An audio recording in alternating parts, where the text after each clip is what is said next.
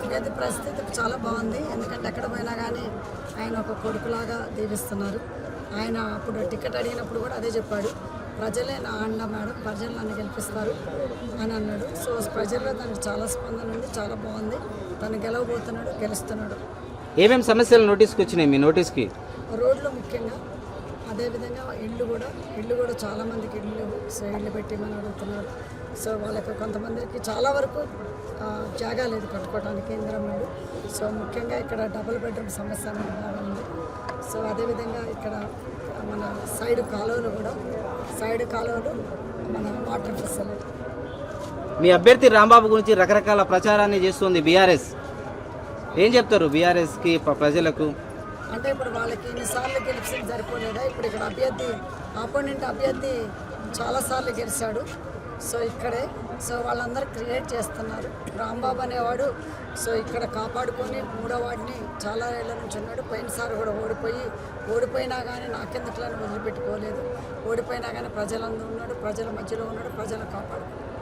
రాంబాబు గారు చెప్పాలంటే ఏం చెప్తారు ఆయన గురించి ప్రజలకు?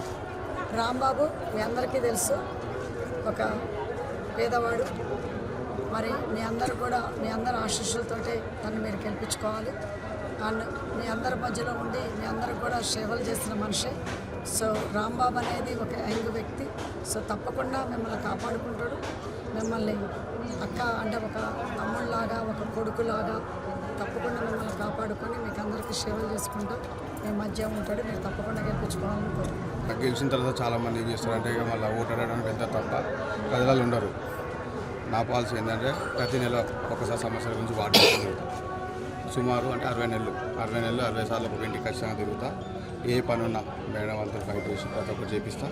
ఫైట్ చేయాల్సిన అవసరం లేదు, మేడం వాళ్ళే చేస్తారు. ఫస్ట్ జాన్సమ్మ వీళ్ళందరూ ఖచ్చితంగా చేస్తాం. ఏరి కోరి టికెట్ ఇచ్చారు మీకు, థ్యాంక్ యూ. ఆ భరోసా నిలబెడతారా? పక్క మా జాన్సమ్మ మాట నిలబెడతా. ఖచ్చితంగా జాన్సమ్మకి 150 ఓట్ల పైన మెజార్టీతోనే తీసుకెళ్ళి గిఫ్ట్ చేస్తాను. జాన్సమ్మకి ఈ 3వ వార్డు ఓటర్లకు ఏం విజ్ఞప్తి చేస్తారు?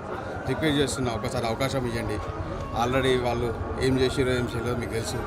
వాళ్ళు చేసిందేమో చేయలేదు, జనాలు మాత్రం చాలా ఇబ్బంది పెట్టారు. కేసుల విషయంలో ఇట్లా ఫోక్స్ యాక్ట్లలో ఇట్లా చిన్న మైనర్ అమ్మాయికి ఇబ్బంది అయినప్పుడు కూడా ఏం చేసిరంటే అబ్బాయికి సంబంధం అంటే వాళ్ళకి సంబంధించిన వాళ్ళకి సపోర్ట్ చేయడం అవన్నీ చేసారు. అప్పుడు నేను కూడా అడ్డుకోవడం జరిగింది. అవన్నీ ప్రజలకు తెలిసి ప్రజలు చూస్తున్నారు.